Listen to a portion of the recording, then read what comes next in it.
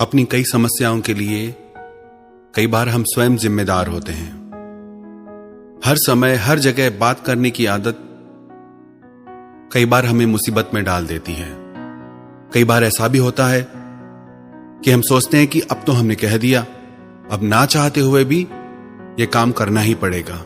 अब मुंह से जो बात निकल गई उससे कैसे बदल सकते हैं। खुद की कई बातों में हम खुद ही उलझ के रह जाते हैं। कई बार क्रोध में आकर किसी को ऐसे शब्द कह जाते हैं जिसके लिए बाद में पछताना पड़ता है। आपने तो क्रोध में बोल दिया, पर सामने वाला उन बातों को भूल नहीं पाता। आपको शायद यह एहसास भी नहीं होता कि आपके शब्दों का उसकी दिल पे क्या असर हुआ है। कई बार मुंह से निकले शब्द रिश्तों को भी तोड़ देते हैं। इसलिए शब्द संभाल के बोलिए। शब्द के हाथ न पाव हैं, एक शब्द औषधि करे, एक शब्द करे घाव है। आपका एक शब्द किसी की जिंदगी भर का घाव बन सकता है और आपका एक शब्द किसी के जीने की वजह बन सकता है। आप विचार करें कि आपकी वाणी कैसी है। कई बार लोग कहते हैं कि हम तो सच कह देते हैं, फिर किसी को मिर्ची लगे तो लगे। आप सच कहते ही इसलिए कि किसी को चोट पहुंचे। उसको बात चुभनी चाहिए। जब किसी से काम निकालना हो ना, तब सच नहीं निकलता मुंह से, तब झूठी प्रशंसाएं निकलती हैं। सच अक्सर लोग तभी कहते हैं जब किसी को चोट पहुंचानी हो। यदि आपकी वाणी मधुर नहीं, आपकी वाणी से किसी के दिल को चोट पहुंचती है, किसी का दिल टूट जाता है, तो आपको सच बोलना भी अभी नहीं आया। कटुता को मन से त्याग दो, मीठे वचन कहो, वाणी का स्वर सुधार लो, बस हो गया भजन। यदि आपकी वाणी में मिठास है तो उस वाणी की मिठास में इतना प्रभाव है कि वो आपकी पूरी जिंदगी में मिठास भर सकती है। If you don't have money in your pocket, must have Honey on your tongue. आपके पास धन हो ना हो, पर यदि आपकी वाणी मधुर होगी तो सब आपका सम्मान करेंगे। आप स्वयं भी उसी व्यक्ति का सम्मान करोगे जो मीठा बोलता है। तीखा और कड़वा बोलने वाले व्यक्ति से सब दूर भागते हैं कि कौन सुनेगा इनको। कड़वे और तीखे शब्द किसी से भी नहीं सुने जाते, आप भी नहीं सुन पाएंगे। तो आपके बोले कड़वे शब्द कोई और कैसे सुन सकता है। खुदा को भी सख्ती पसंद नहीं थी बयान में, इसीलिए तो हड्डी नहीं दी जुबान में। तो क्या बोलना है, कैसे बोलना है, कहां बोलना है, कितना बोलना है, यदि हमें इन सब बातों की समझ हो जाए तो जिंदगी की सारी उलझनों से हम दूर हो जाएं। एक बार राजा भोज अपनी रानी के महल में गए। उनकी रानी अपनी सखियों के साथ बैठ के बातें कर रही थी। तभी राजा वहां आ गए और रानी से कुछ कहने लगे। तो रानी बोली, आओ मूर्ख। यह सुन के राजा को बहुत बुरा लगा कि रानी ने मुझे मूर्ख क्यों कहा। राजा उस समय तो वहां से चला गया और अपनी सभा में आके बैठ गया। वहां जो भी आता राजा उससे कहता, आओ मूर्ख। सबको लगा कि आज राजा को क्या हो गया है, क्यों सबको मूर्ख बोल रहे हैं, पर कोई भी राजा के डर से कुछ कह नहीं पाया। फिर उनकी सभा में कालिदास जी आए, जो भारत में संस्कृत के महान कवि भी माने जाते हैं। राजा ने उन्हें भी कहा कि आओ मूर्ख। तो कालिदास जी ने उनसे कहा, जो खाते हुए चलता है, जो बातें करते करते हंसता है, जो बीती बातों का शौक करता है और जो अपने किए गए काम का अभिमान करता है और जो दो व्यक्तियों के बीच आके बोलता है, इन पांचों को मूर्ख कहा जाता है। और मैंने इन पांचों बातों में से ऐसी कोई क्रिया नहीं की, ऐसी कोई हरकत नहीं की, आप मुझे मूर्ख क्यों कहते हो। तब राजा को समझ में आया कि रानी ने मुझे मूर्ख इसलिए कहा क्योंकि वो अपनी सखियों से बातें कर रही थी और मैं बीच में बोला। तो कहां बोलना है, कब बोलना है, कैसे बोलना है, कितना बोलना है, यदि हमको इस चीज की समझ नहीं होगी तो हमारे बोलने से हमेशा कोई ना कोई उलझन खड़ी हो जाएगी। आप कभी विचार करना, जितना भी आप बोलते हैं, क्या आपको उतनी बातें करने की जरूरत है। कभी ध्यान देना, जितना भी आप सारे दिन में बोलते हैं, यदि आप उसका 90% ना भी बोलें तो भी आपका काम चल जाएगा। जो इंसान बहुत ज्यादा बोलता है, सब उससे दूर भागते हैं कि इसके पास बैठे तो उसकी बातें सुननी पड़ेगी, तो उतना ही बोलें जितना जरूरी हो। उतना बोलें जितना लोग आपको सुनना चाहें। मौन में बड़ी ताकत है। यदि कोई मूर्ख व्यक्ति मौन करके बैठ जाए तो वो भी लोगों को विद्वान सा लगता है। ज्यादा बोलने वाले लोग अक्सर उलझनों में फंस जाते हैं। आप कभी एक प्रयोग करके देखना, कहीं 4 लोग आपस में बातें कर रहे हो, वहां आप खड़े होकर सिर्फ उनकी बातों को सुनना, पर खुद कुछ मत बोलना। थोड़ी देर में आपको लगेगा कि कितनी फालतू बातें कर रहे हैं ये लोग, कोई मतलब नहीं इन बातों का। पर जब आप खुद भी उनके साथ बातों में लग जाते हो, तब आपको पता भी नहीं चलता कि आप स्वयं भी व्यर्थ की बातें कर रहे हो। हमारी जिंदगी के कितने झगड़े दूर हो जाएं अगर हम ये सीख जाएं कि कब चुप रहना है और कब बोलना है। हर जगह चुप रहना भी अच्छा नहीं, हर जगह बोलना भी अच्छा नहीं। हमने देखा है लोगों को कि किसी की कही बातों को कई बार वो जीवन भर नहीं भुला पाते, हृदय में बैठ जाते हैं शब्द। किसी के प्रिय वचनों को लोग हृदय में बिठा लेते हैं, कई बार किसी की कही कड़वी बातों को भी लोग हृदय से निकाल नहीं पाते। आपको आपके जीवन में कौन सा स्थान मिलेगा वो आपके बोलने पे निर्भर करता है कि आप कैसे बोलते हैं। आपके बोलने पे निर्भर करता है कि आपको सम्मानजनक जीवन मिलेगा या आपको अपमान मिलेगा। आपके बोलने पे निर्भर करता है कि लोग आपको प्यार करेंगे या लोग आपसे परेशान रहेंगे। और चीजों की चाहे हमें समझ हो या नहीं हो, पर इतना जरूर करें कि अपनी बोलचाल को थोड़ा संयमित करें, सभ्य करें। जितना हम बोलते हैं उतना बोलने की हमें जरूरत नहीं। यदि हमारे पास धन है, अगर हम जरूरत से ज्यादा खर्च करेंगे तो हो सकता है एक दिन हमें तकलीफ हो जाए।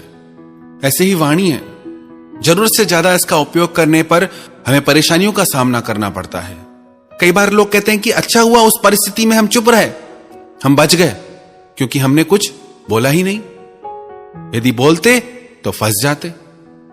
हम कई बार बोल के खुद को खुद फंसा लेते हैं, फिर कहते हैं क्या करें।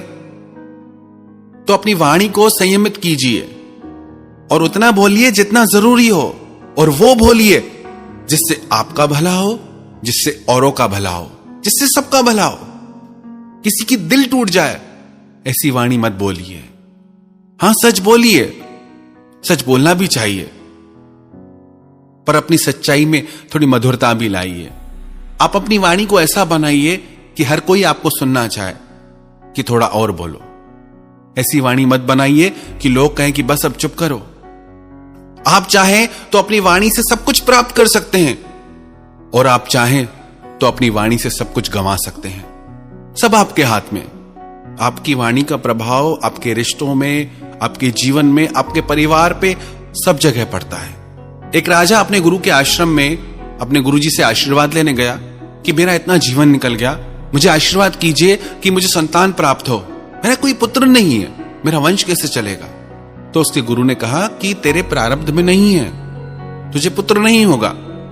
राजा रोता रोता बाहर आया तो शिष्य ने पूछा क्या बात है। तो राजा ने बोला मेरा कोई पुत्र नहीं है, मैंने गुरुजी से कहा कि मुझे पुत्र चाहिए। तो गुरुजी बोले तेरे प्रारब्ध में संतान है ही नहीं। वो गुरु समर्थ थे तो शिष्य भी समर्थ था। गुरु के सानिध्य में रह के उसे भी शक्तियां प्राप्त हो गई। वो बोला कोई बात नहीं, गुरुजी आपको संतान नहीं दे रहे, मैं दे सकता हूं। राजा तो जिससे प्रसन्न हो गया बहुत। राजा बोला आप जो कहोगे मैं दूंगा, पर मुझे संतान चाहिए। तो गुरुजी के शिष्य ने उसे कहा कि मैं तुम्हें आशीर्वाद देता हूं, वरदान देता हूं कि तुम्हें पुत्र जरूर होगा। फिर वो शिष्य अहंकार में भर के अपने गुरुजी के पास आया और कहने लगा कि आपने तो राजा को संतान नहीं दी, पर मैंने दे दी। गुरुजी बोले बेटा तू समझा ही नहीं, उसके भाग्य में संतान है ही नहीं। अब तूने आशीर्वाद दिया है, वरदान दिया है, तो तुझे ही इसका पुत्र बनना पड़ेगा, क्योंकि उसके भाग्य में तो है ही नहीं। और तेरा वचन असत्य नहीं हो सकता, क्योंकि तूने मुझसे शिक्षा ली है, तो तेरा जल्दी ही यह शरीर छूटेगा और तू उसका बेटा बनेगा। जब शिष्य ने यह बात सुनी तो रोने लगा कि ये मैंने क्या कर दिया। फिर गुरुजी के चरणों में गिर के माफी मांगने लगा कि अब क्या उपाय है। गुरुजी बोले अब तूने बोल दिया है तो ये होके ही रहेगा, पर जब तक तू कुछ बोलेगा नहीं तब तक तू जीवित रहेगा। जैसे ही तू कुछ बोलेगा तू वापस उस देह से मुक्त हो जाएगा, तेरे को मोक्ष मिलेगा। और कुछ दिन में ऐसा ही हुआ, शिष्य का शरीर छूटा और राजा को पुत्र की प्राप्ति हुई। राजा बहुत प्रसन्न था, पुत्र धीरे धीरे बड़ा होने लगा, युवा होने लगा, पर वो कुछ बोलता ही नहीं था, चुप चुप रहता था। राजा को बड़ी चिंता हुई। उसने देश विदेश के वैद्यों को, हकीमों को दिखाया, पर उसकी आवाज न निकले। राजा ने बोला, जो भी मेरे पुत्र को बुलवा देगा, उसकी वाणी को जागृत कर देगा, उसको मैं अपना आधा राज्य दे दूंगा। धीरे धीरे पुत्र युवा हो गया। एक दिन ये राजकुमार अपने अंगरक्षकों के साथ वन में गया। वन में इस राजकुमार ने देखा कि एक पेड़ पे दो पक्षी थे। वहां एक शिकारी आया, उसने एक तीर चलाकर एक पक्षी को मार दिया, पर उसे दूसरा पक्षी दिखा नहीं, क्योंकि वो छुप के बैठा था। पर थोड़ी देर में उस पक्षी ने आवाज की। जैसी आवाज की, उसकी आवाज पे शिकारी ने दूसरा तीर चलाया और उस पक्षी को भी मार गिराया। यह देख के वो राजकुमार चिल्लाने लगा, बोलने लगा कि बोला तो मरा, बोला तो मरा। कई बार उसने ऐसा बोला। सब अंगरक्षक ये देख के चकित रह गए।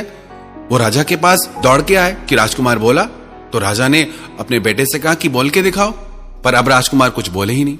तो राजा को लगा अंगरक्षकों ने मिलकर ये योजना बनाई है कि झूठ झूठ हम राजा को बताएंगे और आधा राज्य प्राप्त कर लेंगे।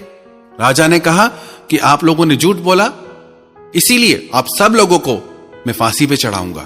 जैसे ही राजा ने यह फरमान जारी किया, तो अब राजकुमार फिर बोलने लगा कि बोला तो मरा, बोला तो मरा। अब तो राजा भी हैरान हो गया कि राजकुमार बोलने लगा और बस एक ही शब्द बोलता जाए कि बोला तो मरा। तो राजा ने कहा कि आप ये क्या बोलते हो? आपने आज तक जीवन में बात नहीं की और आप बोलते हो बोला तो मरा।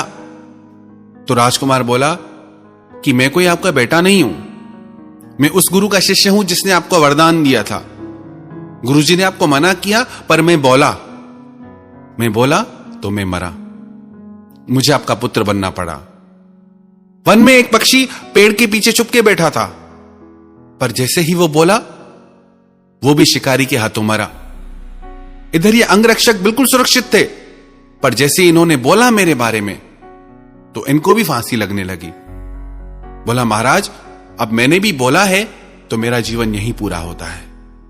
कई बार हम अपने बोलने की वजह से ऐसी ऐसी बातों में फंस जाते हैं जिनसे हमारा दूर दूर तक कोई लेना देना नहीं होता। आप यदि ये सीख जाएं किससे बोलना है, क्या बोलना है, कितना बोलना है, तो आपकी जिंदगी की सारी परेशानियां दूर हो जाएंगी। आपकी जिंदगी की अधिकतर उलझनें आपके बोलने के वजह से ही आपके जीवन में है। माता पिता से क्या बोलना है, गुरु से क्या बोलना है, बच्चों से क्या बोलना है, बीवी से क्या बोलना है, मित्रों से क्या बोलना है, समाज से क्या बोलना है। हर किसी से आप एक जैसी बात नहीं कर सकते। ये विवेक यदि आप सीख जाएं, तो आपका जीवन संवर जाए। तो अपनी वाणी को सुधारिए। यदि आप अपनी वाणी सुधारेंगे, तो आपका जीवन भी संवर जाएगा। यदि आपको बोलने की कला आ जाए, तो आप दुनिया जीत सकते हैं। यदि आपको बोलना आ गया, तो पक्की बात है, आपको जीना आ गया।